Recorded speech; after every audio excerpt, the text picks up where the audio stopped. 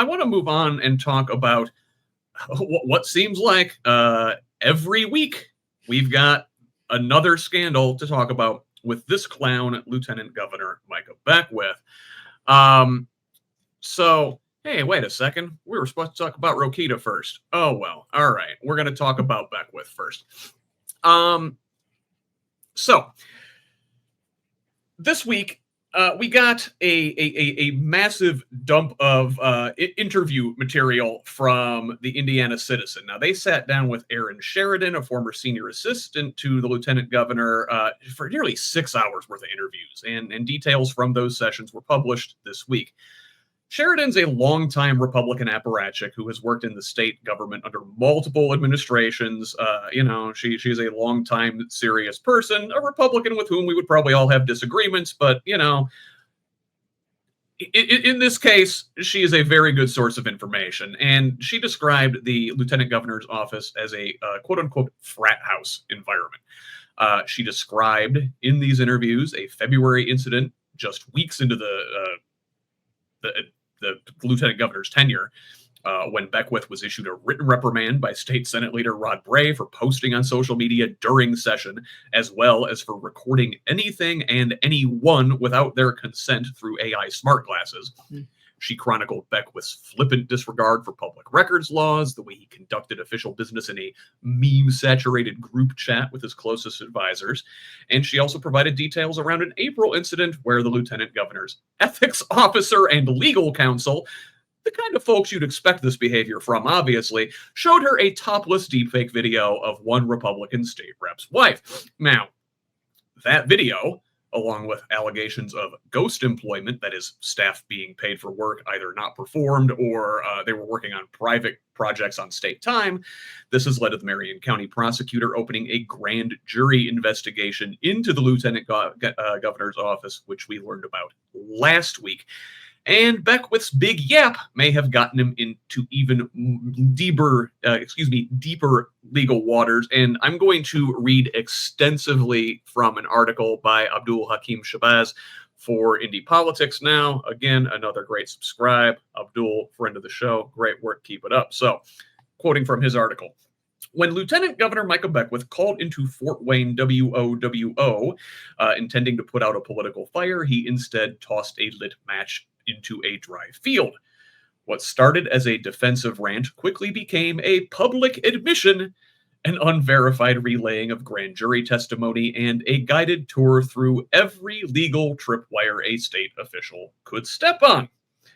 Beckwith told WOWO that a, quote, Soros-funded rogue leftist prosecutor in Marion County had convened a grand jury probing his office, then proceeded to describe what a staffer told him about that very grand jury interview. Now, that's the part that should make every attorney in Indiana wince. Ross, did you wince? Grand jury proceedings are supposed to be secret for a reason. To protect witnesses, the accused, and the integrity of the investigation, and under Indiana code, anyone involved in the process, including prosecutors, grand jurors, interpreters, and court reporters, is legally bound to keep it confidential. Now, witnesses aren't gagged by law, but when the target of that same grand jury goes on the radio and recounts what a witness told him, he's not just pushing the ethical line, he's dancing on it in cleats. Beckwith's public retelling could raise real questions of obstruction and witness intimidation. When the person under scrutiny publicly names the witness or even hints at who they are, comments on what they said, and paints the investigation as politically motivated, it can chill other witnesses from cooperating. Prosecutors tend to take a dim view of that, and so do judges. And then there's this leak admission. Beckwith said on air, you're not supposed to know that there's a grand jury investigation going on, but it leaked right before we go into the redistricting fight. That was a quote. That statement alone is remarkable. A sitting lieutenant governor confirming that a confidential criminal proceeding exists and speculating publicly about its timing and motives, and if the leak originated anywhere near his circle, he may have just handed investigators probable cause to widen their scope. Beckwith also suggested that the staffer who spoke to the grand jury, the employee he referenced on air, which we assume is Sheridan, Beckwith described the allegation against the office as riddled with holes. The accuser can't remember whose phone it was or who was all there, he said, and insisted his staff had been vetted to live above reproach, but in saying so, he effectively connected Sheridan to a sealed proceeding, something prosecutors can and will note when reviewing whether grand jury secrecy was compromised. And it still gets worse. Beckwith accused Marion County prosecutor Ryan Mears of being Soros funded, which is demonstrably false. No record exists, state, federal, or otherwise, showing Mears has ever received funding or support from George Soros or any affiliated PAC. That is not a defense tactic, it is a smear. And when a constitutional officer spreads knowingly false claims about a sitting prosecutor during an active investigation, it blurs the line between protected political speech and actionable defamation, per se. What Beckwith admitted was that Mears has full jurisdiction to investigate. Marion County encompasses the State House and all state government offices located in Indianapolis. If alleged misconduct occurs there, Mears is the one with the badge and the authority to act. Moreover, by convening a grand jury, Mears actually reduces the appearance of prosecutorial bias. The decision to indict or not rests with a panel of citizens, not the prosecutor alone. Finally, there's the time card issue.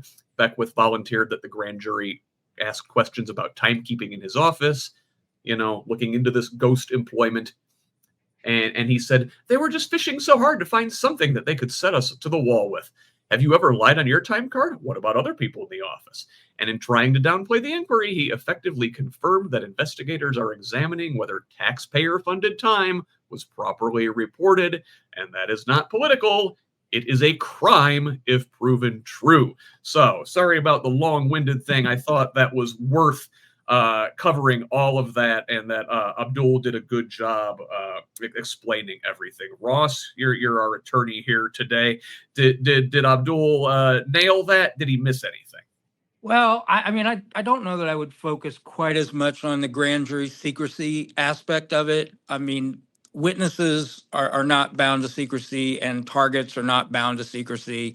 So, he's free to talk about it if he wants to talk about it. Now, whether it's appropriate for the lieutenant governor is a political question, and obviously, many of the things he does are questionable and show him not to be a real bright guy. The biggest concern to me is, the witness tampering, the obstruction. If you are, I think at one point he mentioned that one of the people who was before the grand jury no longer worked in his office. So, if he fired somebody for speaking to the grand jury, that would be a crime. If he's telling people actively in his office, do not cooperate with the grand jury, and if you do, you might end up on the unemployment line. That is clearly a crime. You cannot, if you know you're a target, telling your employees don't cooperate with this investigation is obstruction. I don't know that there's, at the core of it, he's not qualified to do his job. He's never been qualified to do his job. The people that he hired were not hired because they were qualified to do their jobs. It's just like the Trump administration. You've got all of these agencies and jobs of people who have no qualifications to do them. So he's getting legal advice from someone who has no understanding of ethics. He's getting advice about, how to run the office from people who've never run an office before. And obviously when you're willing to ignore the rules and ignore the law because you think you're above all those things, and you only answer to God who speaks to you personally, you can find yourself in some legal trouble. And it doesn't surprise me. It's frustrating that we have clowns running our government. Yeah, let's talk a little bit more about the kind of company Beckwith keeps here, Leslie. There was another bit of news on this front this week. So on Thursday, Tom LaBianco at 24 Site News published an interview with a woman who described a 2016 incident where Life Church lead pastor Nathan Peternel pictured there with Beckwith, their best friends. Peternel pressured the then 17-year-old and her fiance to, quote, discuss in detail how they had sex, what they enjoyed, and asked about their specific body parts in a counseling session. Peternel, then a 39-year-old father of two, is now the closest friend, confidant, and podcast co-host to the lieutenant governor.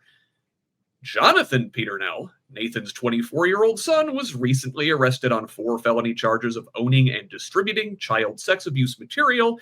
He was also found to have more than 50 videos and pictures of the elder Peternel and his wife Christina, either naked or mid-coitus, according to court records. Leslie, for all the talk of groomers, it seems the call's always coming from inside the house.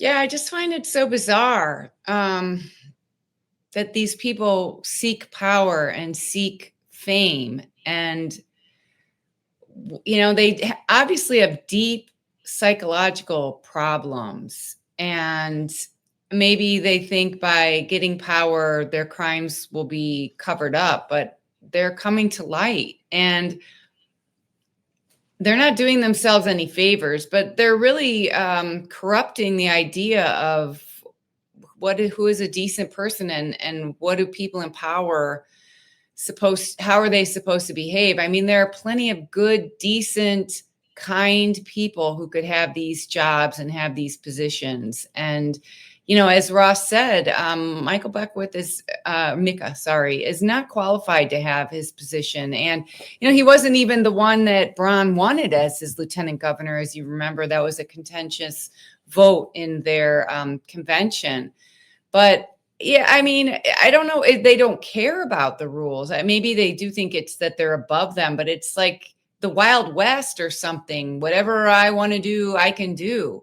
But that's really, most of us don't want to live like that. They obviously want to live like that, but maybe not on the taxpayer's dime. Maybe we shouldn't be paying them to live this sort of no holes barred, crazy lifestyle full of corruption. I mean, there's corruption every week with the cars and everything. I mean, people should be sick of this. They should be over it.